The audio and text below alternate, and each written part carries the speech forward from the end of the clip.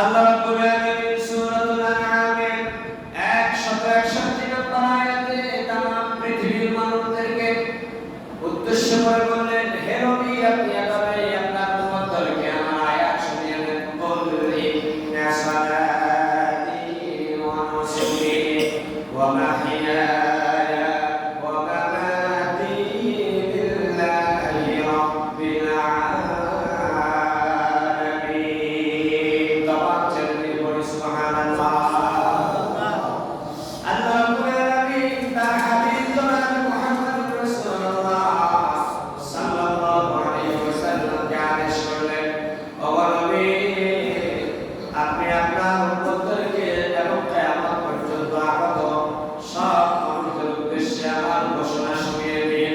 আপনি বলুন এভাবে, নিশ্চয় আমার নামাজ, ইন্না সালাতি, নিশ্চয় আমার নামাজ, নুসুকি, আমার হজ, আমার কুরবানি, আমার যাবতীয় ইবাদত, আমার হায়াত, আমার মওত, লিল্লাহি রাব্বিল আলামিন, সবকিছু একমাত্র কেবলমাত্র বিশ্ব জগতের প্রতিপালক যে আল্লাহ, সে আল্লাহর রেজামন্দি হাসিলের জন্য আমার এই সব ইবাদত।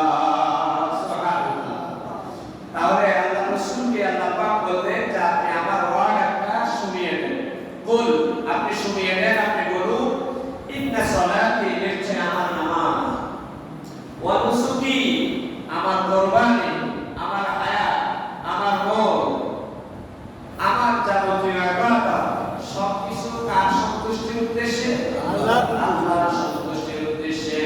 দুনিয়ার কোন মানুষের সন্তুষ্টির কামনায় যদি ইবাদতগুলো করেন, আপনি ইবাদতের সওয়াব তো পাবেনই না, বরং আপনি একজন মুনাফিকে রূপান্তরিত হয়ে যাবেন। নাউযুবিল্লাহ।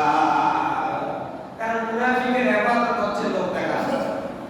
আল্লাহ রাব্বুল আলামিন বলেন, ইউরাউনা আন-নাস ওয়া লা ইয়াযকুরুনা আল্লাহা ইল্লা কালীলা। মানুষদের ভিতরে কিছু মানুষ এমন আছে, তারা মানুষদেরকে দেখানোর জন্য ইবাদত করে। মানুষদেরকে ভালো বলবে, নামাজি বলবে, আলেম সাহেব বলবে, দানবীর বলবে, এই মানুষের প্রশংসা শোনার জন্য তারা এই কাজগুলো করে থাকে। কখনো কি আপনি এভাবে বলুন, আল্লাহর উদ্দেশ্য ছাড়া আর কাউকে খুশি করার জন্য কোনো ইবাদত করা যায় না। আমার আল্লাহ সেই কথাটাই বললেন, কুল ইন্না সালাতি ওয়া নুসুকি ওয়া মাহইয়ায়া ওয়া মামাতি লিল্লাহি রাব্বিল আলামিন। তাহলে আমার আপনার হজ, আমার আপনার নামাজ, আমার আপনার কুরবানি, আমার আপনার যাবতীয় ইবাদত সব কার খুশির জন্য? আল্লাহ রাব্বুল আলামিন বলেন, ওয়া মা উমিরু ইল্লা লিয়া'বুদুল্লাহা মুখলিসিনা লাহুদ-দীন। আল্লাহ পাক কোরআন শরীফের সূরাতুল বাইয়িনায় বলেন, আমি আমার বান্দাদেরকে কেবলমাত্র শুধুমাত্র আমার সন্তুষ্টি আদায়ের জন্য ইবাদত করার অর্ডার দিয়ে দিয়েছি। আল্লাহ রাব্বুল আলামিন আরেকটা বলেন, মা খালাকাতুল জিন্না ওয়াল ইনসা ইল্লা লিয়া'বুদুন। আল্লাহ পাক বলেন 27 নম্বর পারার 2 নম্বর পৃষ্ঠায় সূরাতুজ জারিয়াত, আল্লাহ পাক বলেন, এই পৃথিবীতে জিন আর ইনসান আমি তৈরি করেছি কেবলমাত্র শুধুমাত্র তারা আমার ইবাদত করবে। আর পৃথিবীর সব নেয়ামত আমি তাদের কল্যাণের জন্য সৃষ্টি করেছি। ওয়াল্লাযী খালাকাকুম মা ফিল আরদি জামিআ। আমার আল্লাহ বলেন, এই পৃথিবীতে যা কিছু সৃষ্টি করেছি বান্দা তোমাদের কল্যাণের জন্য, তোমাদের উপকারের জন্য। তোমরা আমার সব নেয়ামত উপভোগ করবে, বিনিময়ে তোমরা আমার ইবাদত করবে,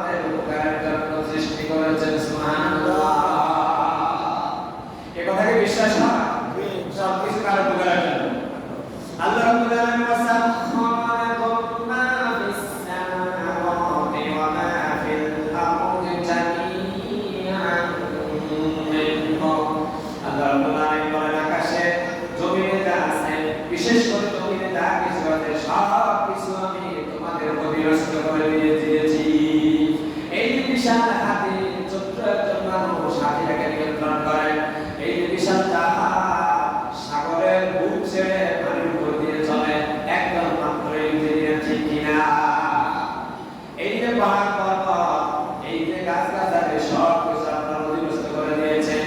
এত বিশাল গাছ আপনি কাটেন, আল্লাহ গাছটা অর্ডার দিয়েছে, বান্দা আমার বান্দার হুকুম মতো চলবে, আমার বান্দা যেভাবে তোকে ব্যবহার করতে চায় সেভাবে ব্যবহৃত হবে। তাহলে এই সব কিছু কার অধীনস্থ করে দিয়েছেন? আমাদের অধীনস্থ করে দিয়েছেন। আমার আল্লাহ বলেন সুন্নাতান সান্না ইয়াউমাইদিন আন-নাঈম, এই সব নিয়ামত আমি তোমাদের অধীনস্থ করে দিয়েছি। মারা যাওয়ার পরে আমার সব নিয়ামতের হিসাব আমি পুঙ্খানুপুঙ্খরূপে পাই করে আদায় করে নিয়ে নেব।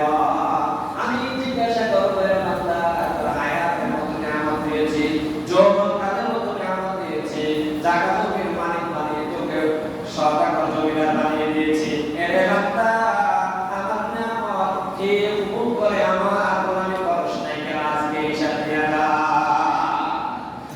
আমার আল্লাহ এই বিশ্বনবী বলেন, আমার নবী আমার বান্দাদেরকে আপনার উম্মতদেরকে বলবেন, কুলিন্না সালাতি, আমি আল্লাহর পক্ষ থেকে চূড়ান্ত মেসেজ, ওরে আমার বান্দারা তোমরা তোমাদের নামাজ, তোমাদের হজ, তোমাদের কুরবানি, তোমাদের যাবতীয় ইবাদত, তোমাদের হায়াত, তোমাদের মওত সব কিছু আমার সন্তুষ্টির জন্য আদায় করবে। সুবহানাল্লাহ। তাহলে আমার যাবতীয় ইবাদত কার উদ্দেশ্যে? আল্লাহর উদ্দেশ্যে।